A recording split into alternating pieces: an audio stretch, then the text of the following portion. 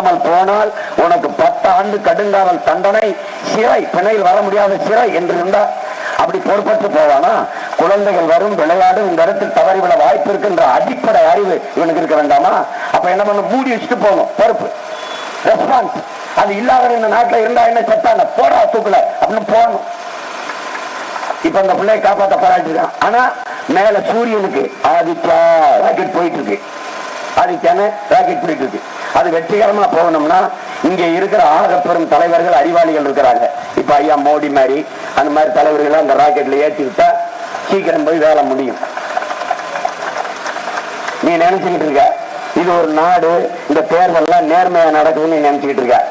இந்த ரோட்ல நீ அப்பாவை மருத்துவமனையில் சேர்த்துட்டு ரிசார்ஜ் பண்ணி கூட்டி வர்றதுக்கு காசு எடுத்துட்டு போனீங்கன்னு வச்சுக்க, அந்த பிளைன் காடுன்னு ஒருத்தர் இருப்பான், காடுன்னு அதை இந்த பறக்கு படைன்னு ஒரு பிரதேச படை, அந்த படை என்ன பண்ணுவான், அந்த காசை பிடிச்சிக்கிடுவான். நீ மளிகை கடைக்கு சாமான் அவங்க கொண்டு போக அந்த காசை பிடிச்சிக்கிடுவான். தங்கச்சி கல்யாணம் நகனாங்கலாம்னு போக அந்த காசை பறிச்சுக்கிடுவான். ஆனா தெருவுக்குள்ள 100 கோடியை பறிக்க வச்சு ராத்திரிக்கு திருட்டு கோழி பிடிக்க வந்த மாதிரி இருக்குல்ல பயிலுவ 500 கொடுத்துக்கிட்டு இருப்பான். அதை கண்டுக்க மாட்டான். ஏன் தெரிஞ்சு விடுவான். ஏன், இந்த தேர்தல் ஆணையமே தி பெஸ்ட் டிராமா குரூப், சிறந்த நாடக கம்பெனி. இல்லைன்னு சொல்லு.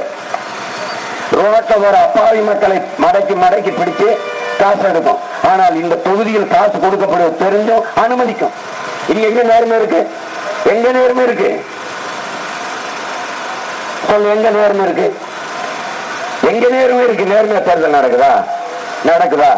இப்ப என் சின்னத்தை எடுத்துட்ட, விவசாய சின்னத்தை எடுத்துட்ட, சரி எடுத்துட்ட, விடு எடுத்துட்ட. இப்போ ஃபர்ஸ்ட் கம் ஃபர்ஸ்ட் சர்வ்னா முதல்ல வந்தவனுக்கு தான் முதல்ல சின்னம்னா, சரி நான் ஏத்துக்கிறேன், விடு முதல்ல வந்தா என்ன, சரி விடியா. அப்போ ஜி.கே. வாசன் டிடிவி வரணும், ஃபர்ஸ்ட் வரலையே. உன்னோட கூட்டணி வச்சோம்னா அவருடைய சைக்கிளும் இவரோட குக்கரும் எப்படி சரியா வருது? எப்படி வருது? மாம்பழ சின்னம் எங்க ஐயாவும் அங்கீகரிக்கப்படாத கட்சி, ஜி.கே. வாசனும் அங்கீகரிக்கப்படாத கட்சி, ஐயா டிடிவியும் அங்கீகரிக்கப்படாத கட்சி. நாங்களும் 7 விழுக்காடு வாக்கு வாங்கியிருக்கோம், இன்னும் 1 விழுக்காடு வாங்கினா அங்கீகரிக்கப்பட்டிருக்கலாம். அதுக்குள்ள நீ குறவலையை பிடிச்சிட்ட, நெரிச்சிட்ட. இப்ப அங்கீகரிக்கப்படாத கட்சிகளுக்கு எப்படி அந்தந்த சின்னத்தை ஒதுக்குன. சரி, என்னோட விவசாய சின்னத்துல அவன் போட்டியிடல, பொட்டி முடிவு பேசாம பொத்திட்டு இருக்க வேண்டியதானே. 40 இடத்துலயும் எனக்கு எதிராக சுயேட்சையா போட வச்சு 40 இடத்துல இந்த விவசாய சின்னத்தை ஏவைக்கிற சீமான் சின்ன விவசாயி நினைச்சு ஓட்டு போட்டு அவனுக்கு விழுகிற ஓட்டுல கொஞ்சத்தை குறைச்சிடணும் நீ நினைக்கிற. இவ்வளவு கேவலமா இருக்கு. நீ விஷம் குடிச்சு செத்து போலாமே. என்னோட மோதலுக்கு நேர்மையா நின்று மோதலுக்கு ஆண்மை இல்லாத, வீரம் இல்லாதவன் ஏன் வர்ற? நீ இந்த அரசியல் தலைவர்களை பார்த்து வந்தவன். நான் உலகத்திலே தலை சிறந்த புரட்சியாளன் பிரபாகரன் என்ற மாவீரனால் வளர்க்கப்பட்டு வந்தவன். உனக்கு எனக்கு நிறைய வித்தியாசம் இருக்கு.